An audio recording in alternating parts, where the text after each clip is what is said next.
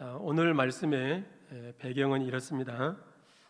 예수님이 어제 예루살렘에 입성하셔서 성전에 가셔서 뭘 하셨을까요?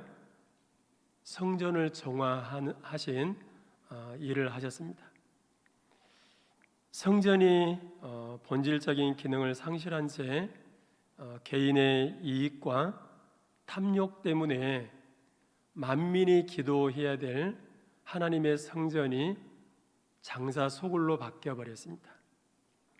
그런 모습을 보시고 매매하는 사람들을 다 내쫓으시고 돈 바꾸는 사람들과 또 비둘기 파는 사람들의 의자를 둘러 엎으셨습니다. 소위 성전 정화 사건이 일어난 것입니다. 그리고 예수님은 다음 날 이제 내려갔다가 다음 날 다시 예루살렘에 입성하시게 되는데, 예수님이 이제 십자가의 죽음을 앞두고 마지막으로 사실은 예루살렘에 다시 입성하시게 된 것입니다. 그래서 예수님은 성전 안으로 들어가셔서 여느 때처럼 사람들에게 하나님의 말씀을 가르치고 계셨습니다. 그런데 그때 저쪽에서 아주 대단한 권위 의식을 가진, 권위 의식이 가득 찬 그런 의상을 입고 한 무리가 예수님께로 다가오고 있는 거예요. 아주 근엄하고 권위를 상징하는 그런 옷을 입은 사람들이 말씀을 가르치고 있는, 성전에서 말씀을 가르치고 있는 예수님에게로 오고 있었던 것입니다. 그들이 누군가 하면 유대 종교 권력자들이었습니다. 대제사장들과 장로들이 이제 공식적으로 성전 안에서 말씀을 가르치고 있는 예수님에게 찾아오게 된 것입니다. 그리고 23절에 보면 이들이 예수님에게 두 가지를 이렇게 묻게 됩니다. 같이 한번 읽어볼까요? 예수께서 성전에 들어가 가르치실새 대제사장들과 백성의 장로들이 나와 이르되 내가 무슨 권위로 이런 일을 하느냐? 또 누가 이 권위를 주었느냐? 그러니까 성전에서 지금 말씀을 가르치고 있는 예수님에게 대제사장들과 이 장로들이 근엄한 옷을 입고 권위를 나타내는 그런 옷을 입고 찾아와서 묻는 거예요. 네가 무슨 권위로 이 일을 하느냐라고 묻고 있는 것입니다. 그러면 이런 일은 뭘 얘기할까요? 예수님이 행하셨던 일을 얘기하고 있습니다. 그러니까 그 이전에 예수님이 어떤 일을 하셨는가? 병자들을 고치시는 사역을 하셨습니다. 병자들을 고치시고, 그리고 또 어제만 해도 성전을 정화하는 일을 하시고, 그리고 지금도 또 뭘 하고 있어요? 성전 안에서 사람들에게 하나님의 말씀을 가르치고 있습니다. 그래서 이 권위주의로 권위의식이 가득 차 있는 이 대제사장들과 장로들이 예수님에게 찾아와서 네가 무슨 권위로 이런 일을 하느냐라고 이제 물은 것입니다. 또 한 가지는 그 마지막 부분에 보면 그러면 누가 이 권위를 너에게 주었느냐? 지금 그렇게 병자들을 고치고 성전을 정화하고 그리고 성전 안에서 말씀을 가르치고 있는데 그런 권위를 누가 준 것이냐라고 지금 묻고 있는 것입니다. 여러분, 지금 누가 누구에게 질문을 하고 있죠?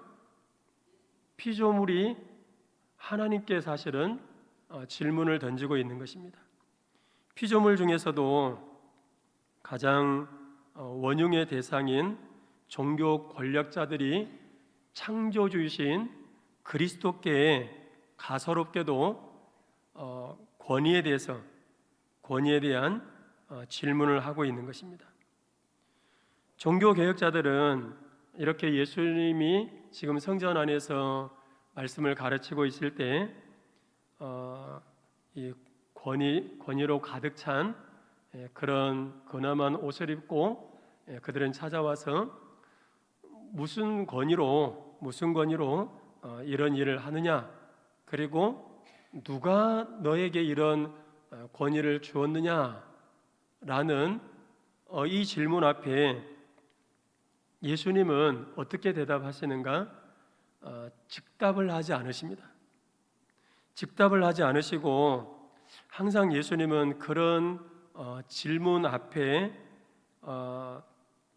대받아서 예수님이 질문을 함으로써 그들의 질문이 얼마나 헛되고 잘못된 것이었는가라고 하는 것을 드러내는 화법을 사용하십니다. 그러니까 오늘 말씀에도 보면 예수님께서 그렇게 하고 계십니다. 무슨 권위로 이런 일을 행하였느냐? 그리고 누가 그런 권위를 너에게 주었느냐? 이제 이렇게 물을 때 보통 우리는 이제 그렇게 질문을 하면 당장 우리는 뭔가를 대답하고 싶지요. 무슨 권위로 그런 일을 하느냐? 그러니까 그렇게 질문했을 때 우리는 하나님의 권위로 해. 누가 그런 권위를 너에게 줬어? 하나님이 줬어. 하나님이 나를 보냈어. 이제 보통 사람들 같으면 어떤 질문에 대해서 곧바로 즉답을 하지요. 그런데 예수님은 대제사장들과 장로들이 이렇게 질문을 던졌을 때에 즉답을 하지 않으시고 24절에 보면 대받아서 예수님이 이렇게 말씀하십니다. 예수께서 대답하시되 나도 한 말을 너에게 물어보겠다. 그러면 너희들이 대답하면 나도 무슨 권위로 이런 일을 하는지 너희에게 얘기하겠다라고 하십니다. 그러면서 그들에게 25절에 보면 이제 질문을 던지는 거예요. 내가 질문할 때 너네도 한번 대답해봐. 그러면 나도 너희들의 질문에 대해서 대답해 줄게. 그러면서 예수님이 그들에게 던진 질문이 뭐냐면 요한의 세례가 어디로부터 왔느냐? 하늘로부터냐? 아니면 사람으로부터 온 것이냐? 이렇게 질문을 합니다. 사실 이런 질문은 종교 권력자들에게 있어서 대답하기 아주 곤란한 그런 질문이었습니다. 그들로 하여금 딜레마에 빠지게 만드는 그런 질문이었다는 것입니다. 그래서 25절에 보면 진퇴양난에 처해 있는 이 종교 권력자들의 모습을 보게 되는데요. 25절에 보면 같이 한번 읽어볼까요? 그들이 서로 의논하여 이르되 만일 하늘로부터라 하면 어찌하여 그를 믿지 아니하였느냐 할 것이요. 그러니까 이들이 예수님이 던진 이 질문에 요한의 세례가 하늘로부터 온 것이다, 이렇게 얘기를 하면 그들이 스스로 딜레마에 빠지게 된다는 거예요. 왜 당신들은 하늘로부터 보냄을 받은 선지자의 메시지를 듣지 않고 순종하지 않고 그 사람을 함부로 대해서 처형시켰느냐? 그러니까 하늘로부터 온 것이다, 이렇게 대답을 하면, 그렇게 세례 요한이 전한 그 복음의 메시지를 받지 않고 세례 요한을 목베 죽였잖아요. 그러니까 왜 그렇게 했느냐, 이게 질책을 받게 되고, 더 나아가서는 하나님이 보내신 세례 요한이 전한 메시지를 듣지 않고 죽인 것은 사실 누구에게 모험한 짓을 한 것이냐? 하나님이 보낸 선자를 죽였으니까 누구에게 지금 그 짓을 한 거예요? 하나님에게 한 건 마찬가지예요. 대사를 죽이는 것은 그 나라의 대사를 죽인 거죠. 그 나라를 모욕하는 건 맞죠. 그 나라의 왕이 보낸 대사를 죽였다라고 한다면 그 나라 왕을 죽인 것과 마찬가지예요. 그러니까 하늘로부터 온 것이다 라고 얘기하면 그들이 세례 요한이 전한 메시지를 받지 않고 세례 요한을 죽인 것에 대해서 질책을 받게 되고, 결국은 그렇게 세례 요한을 죽인 것은 누구에게 모험한 짓을 한 것이냐? 하나님에게 한 것이냐? 하나님을 대적하는 것이 된다는 거예요. 그러니까 요한의 세례가 하늘로부터 온 것입니다 라고 대답할 수 있어요, 없어요? 못하는 거예요. 자기들이 세례 요한이 전한 메시지를 받지 않고 죽였으니까. 그러나 반대로 또 요한의 세례가 사람부터로 온 것이다 라고도 대답을 못해요. 왜 못하는가? 말씀을 같이 한번 읽어볼까요? 만일 사람으로부터라 하면 모든 사람이 요한을 선자로 여기니 백성이 무섭다 하여. 모든 사람이 세례 요한을 누구로 알고 있어요? 하나님이 보낸 선지자로 알고 있다는 거예요. 그런데 그런 사람들을 누가 죽여버렸어요? 자기들이 죽여버렸어요.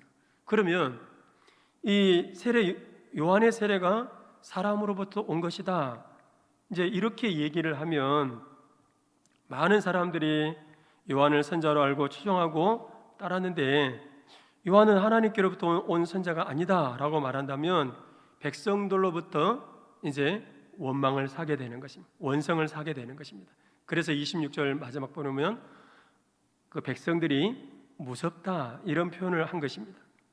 그러니까 백성들이 세례 요한을 선자로 알고 있었는데, 세례 요한의 세례가 사람으로부터 온 것이다 라고 얘기한다면 이제 백성들로부터 이 종교 권력자들은 무엇을 먹고 사느냐? 표를 먹고 사는 거예요. 그런데 사람으로부터 온 것이다 이렇게 얘기하면 세례 요한이 분명히 하나님께로부터 온 선자로 백성들은 알고 있는데, 이 종교 권력자들이 이렇게 얘기를 하면 이제 이 종교 권력자들에게 오늘날로 얘기하면 그 선거 때가 되면 이제 정치하시는 분들이 와서 막 굽신거리고 표를 요구하죠. 권력에 있는 사람들은 그러잖아요. 평상시 때는 무덤덤하다가도 선거철이 되면 90도로 인사하고, 평상시 때 손도 안 잡은 사람들이 막 손잡고 막 흔들면서 한 표 부탁한다고. 이제 그게 백성들이에요. 그런데 지금 이 종교 권력자들이 요한의 세례가 사람으로부터 온 것이다 그러면 이제 백성들은 다 세례 요한을 하나님의 선자로 알고 있는데 이렇게 얘기하니까 표를 안 주게 되는 것입니다. 그렇게 해서 이 종교 권력자들은 요한의 세례가 사람으로부터 온 것이다 라고도 얘기를 못하게 되었다는 것입니다. 종교 권력자들은 진퇴양난에 빠지게 되었지요. 앞서도 말씀드린 것처럼 요한의 세례가 하나님께로부터 온 것이다 그러면 말씀을 받지 않는 것에 대해서 질책을 받고, 그리고 또 세례 요한을 죽인 것에 대해서 모험한 짓을 이렇게 한 것이고 하나님을 대적하는 자가 되어버리는 것입니다. 또 그렇다고 해서 요한의 세례가 사람으로부터 온 것이다 라고도 그들은 말할 수가 없었던 것입니다. 백성들이 세례 요한을 선자로 알고 있었기 때문에 그렇습니다. 백성들이 세례 요한을 선자로 알고 있었기에 요한의 세례가 사람으로부터다 이렇게 말하면 이제 오늘날로 얘기하면 세례 요한을 추종하는 사람들로부터 표를 잃게 될 것이니까 이 종교 권력자들은 백성들이 두려워서 요한의 세례가 사람으로부터 온 것이라고도 얘기를 못하게 된 것입니다. 예수님은 이런 종교 권력자들의 권위에 대한 질문으로 시작된 이 질문을 통해서 예수님은 또다시 되받아서 질문을 함으로써 종교 권력자들의 실체에 대해서, 실존적인 실체에 대해서 예수님은 폭로하십니다. 권위에 대한 질문하는 종교 권력자들에게 예수님이 도리어 역질문을 했을 때 요한의 세례가 하나님으로부터 온 것이냐 아니면 사람으로부터 온 것이냐, 이렇게 예수님이 권위에 대해서 즉답을 하지 않으시고 이 질문을 했을 때 종교 권력자들은 뭐라고 대답을 하는가? 이렇게도 대답을 못하고 저렇게도 대답을 할 수 없는 딜레마에 빠졌다 그랬지요. 그런 상황에서 이 종교 권력자들이 뭐라고 얘기를 하는가? 예수께 대답하여 이르되 우리가 알지 못하노라 하니 라고 얘기했습니다. 종교 권력자들, 대제사장들과 장로들이 자기들이 알지 못한다라고 얘기하고 있습니다. 정말로 그들이 요한의 세례가 하늘로부터 온 것인지 아니면 사람으로부터 온 것인지 진짜로 몰랐을까요? 알지요. 하나님께로부터 온 것이다 라고 하는 것을 분명히 그들은 알고 있는데 새빨간 지금 거짓말을 하고 있는 것입니다. 왜냐? 종교 권력자들은 세례 요한이 전한 그 메시지를 받아들이지 않고 도리어 그렇게 하나님의 그 복음의 메시지를 전하는 세례 요한을 목베어 죽여버렸으니까. 그래서 딜레마에 빠져있는 이 종교 권력자들이 예수님이 대받아서 질문하는 그 질문 앞에 우리는 잘 알지 못한다 라고 그렇게 대답했던 것입니다.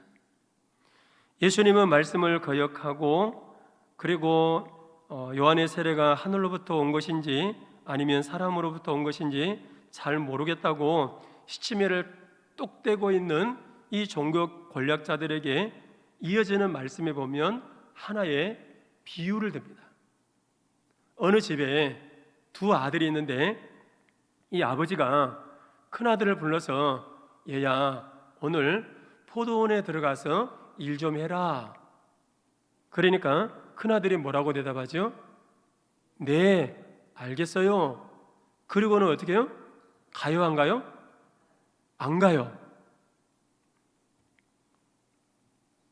철석같이 가겠다고 대답해놓고는 가지 않은 것입니다. 이 큰아들은 사실 그러면 아버지가 얘야 너 포도원에 가서 일 좀 해라 라고 이렇게 얘기를 했을 때 예 라고 대답했는데 사실은 갈 마음이 큰아들에게 있었어요 없었어요? 사실은 없었던 것입니다. 그러면서 사실 예수님이 이 비유 말씀을 하신 그 이유가 뭐냐면 큰아들의 상태가 누구의 상태인가 라고 하는 것을 지금 얘기하고 싶은 거예요. 이 비유의 말씀을 통해서 큰아들이 예 하고 대답했지만 사실은 갈 마음이 없었고 가지도 않았습니다. 그들이 누구인가? 바로 종교 권력자들의 상태였다라고 하는 것을 얘기하고 싶은 것입니다. 종교 권력자들은 요한의 세례가 하나님으로부터 온 것이다 라고 하는 것을 분명히 알았습니다. 그러면 세례 요한이 하나님께로부터 보냄을 받은 선자다라고 하는 것을 알았다면 어떻게 되죠? 세례 요한이 전한 이 복음의 메시지를 받고 순종했어야 될 것인데 그들은 그렇게 하지 않았다는 것입니다. 큰아들이 예 가겠습니다 라고 얘기했지만 순종하지 않은 것처럼 이 종교 권력자들은 세례 요한이 누군가라고 하는 것을 분명히 알고 있습니다. 그러면 세례 요한이 전한 메시지를 받고 그리고 그 말씀대로 순종해야 될 것인데 순종도 하지 않고 세례 요한을 목베어 죽여버리고 말았던 것입니다. 그래 둘째 아들을 보세요. 둘째 아들을 아버지가 불러서 예, 너 오늘 포도원에 가서 일 좀 해라. 그러니까 둘째가 뭐라 그래요? 딱 둘째의 기질이 나타나잖아요. 싫어요. 안 가요. 그래 놓고 어떻게 해요? 아, 내가 잘못했구나. 그리고 어떻게 해요? 가서 포도원에 들어가서 일을 합니다. 순종합니다. 예수님은 이 둘째를 누구의 비유를 하고 있느냐? 30절 말씀에 보면 30절 31절 말씀을 같이 볼까요? 둘째 아들에게 가서 또 그와 같이 말하니 대답하여 이르되 실소이다 하였다가 그 후에 뉘우치고 갔으니 그 둘 중에 누가 아버지의 뜻대로 하였느냐? 이르되 둘째 아들이니이다. 예수께서 그들에게 이르시되 내가 진실로 너희에게 이르노니 세리들과 창녀들이 너희보다 먼저 하나님의 나라에 들어가리라. 자, 빨간색이 뭐예요? 세리들과 창녀들. 둘째 아들은 지금 누구를 얘기하고 있느냐면 세리와 창녀들을 얘기하고 있습니다. 이 사람들은 세례 요한이 요단강에서 종말을 알리는 복음을 선포했을 때 그 말씀을 받아들여야 돼요. 세례 요한이 이렇게 그 예수님보다 앞서서 예수님의 앞길을 예비했던 사람이지요. 세례 요한이 뭐라고 선포했어요? 하나님의 나라가 가까웠다 얘기하면서 회개하라고 선포했습니다. 하나님의 나라가 가까웠다, 회개하라, 복음을 믿으라. 다시 얘기하면 삶을 바꾸라, 그리고 열매 맺는 삶을 살아야 된다라고 하는 것을 선포했습니다. 이렇게 말씀을 전했을 때 세리와 창녀들은 말씀에 순종해서 세례 요한에게 나와서 요단강에서 세례를 받았다는 것입니다. 예수님의 이처럼 이 둘째를 세리들과 창녀들에 비유하고 있습니다. 세리와 창녀들은 처음부터 그러면 그들이 이렇게 살았을까요? 말씀에 순종해서 그렇게 살았을까요? 둘째가 처음에 뭐라고 그랬어요? 얘야, 너 오늘 포도원에 가서 일 좀 해라. 그러니까 둘째가 뭐라고 그랬다고요? 싫어요.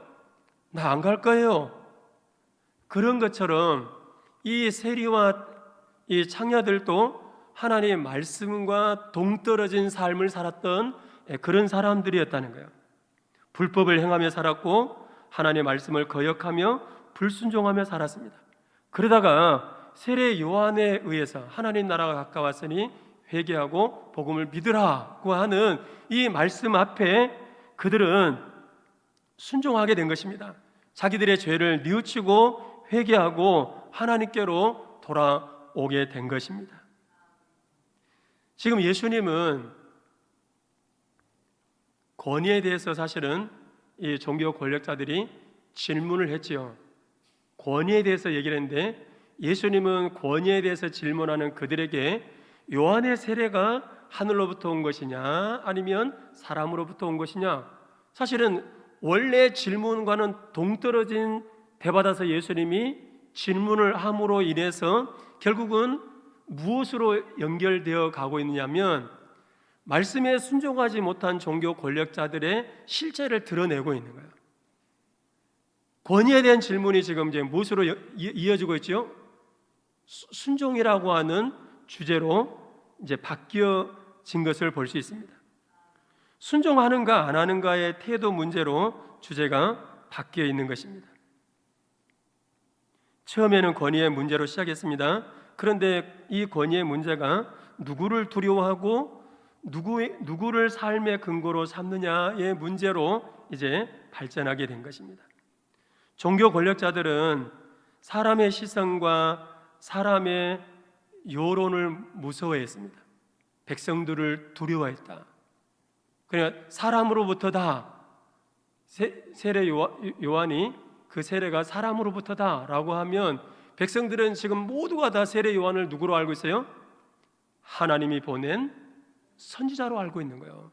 그런데 그 세례 요한의 세례가 사람으로부터 온 것이다. 그러면 세례 요한이 하나님께로부터 온 것을 부인하게 되니까 사람들로부터 인기를 이제 잃어버리게 되는 거예요. 표를 잃게 되는 것이죠. 그래서 그들은 하나님을 거역하고 무시하고 하나님 말씀에 불순종하게 된 것입니다. 그런데 오늘 예수님이 하신 이 비유를 통해서 분명하게 드러내시고자 하는 것은 이 종교 권력자들은 말로는 진리를 그리고 성경을 얘기하지만 그들은 실제로 그 말씀대로 살지 않았다는 거예요. 큰아들이 예 가겠습니다 라고 하고는 가지 않은 것처럼 이 종교 권력자들은 누구보다도 성경을 잘 알고 있습니다. 어떻게 해야 된다는 것도 알고 있습니다. 그런데 그들은 그렇게 살고 있지 않다는 거죠. 그러나 둘째 아들 같은 이 창녀와 세리들은 하나님의 말씀을 떠나 자기들 마음대로 살다가 복음을 듣고 깨우치고 삶을 바꾸고 하나님께로 돌아오게 된 것입니다. 예수님은 오늘 31절 말씀에 보면 종교 권력자들에게 이렇게 딱 이 질문을 던져요. 이 둘 중에 이 비유를 들었죠. 큰아들과 둘째 아들의 비유를 들어서 둘 중에 누가 아버지의 뜻대로 행한 자냐? 예수님이 권위로 질문을 던졌던 그들에게 사실은 순종이라는 주제를 가지고 종교 권력자들이 하나님의 말씀에 순종하지 않고 있는 그들의 실존에 대해서 지적하고 있는 것입니다. 종교 권력자들은 뭘 두려워했느냐? 하나님을 두려워해야 될 것인데 하나님을 두려워하지 않고 백성들을 두려워했다. 백성들의 표를 의식했다는 거예요. 그래서 하나님 말씀대로 살지 않았다는 것입니다. 세리와 창녀들 둘째 아들처럼 나 안 가요. 처음에는 이들이 하나님과 전혀 상관없는 그런 사람들이었습니다. 그런데 세례 요한이 전한 이 복음의 메시지를 듣고 그들의 삶이 바뀌어집니다. 순종의 사람으로 바뀌어집니다. 오늘 우리에게 뭘 얘기하느냐? 순종의 사람이 되라는 것입니다. 여러분, 머리로만 알고 있는 성경에 대한 지식이 아니라 진짜로 우리가 말씀을 듣고 우리가 말씀대로 순종하는 삶을 살아야 될 것입니다. 오늘날 왜 예수 믿는 사람들이 요거도 먹고 사는가? 말씀대로 안 사니까 그랬습니다. 예수 믿는 사람들이 정말 바르게 살아보세요. 그러면 세상 사람들이 예수 믿는 사람들을 달리 볼 것입니다. 야, 예수 믿는 사람들은 우리와 뭔가 달라도 다르구나. 그런데 예수 믿는 사람들이 세상 사람들보다도 더 악한 거예요. 우리는 이 종교 권력자들처럼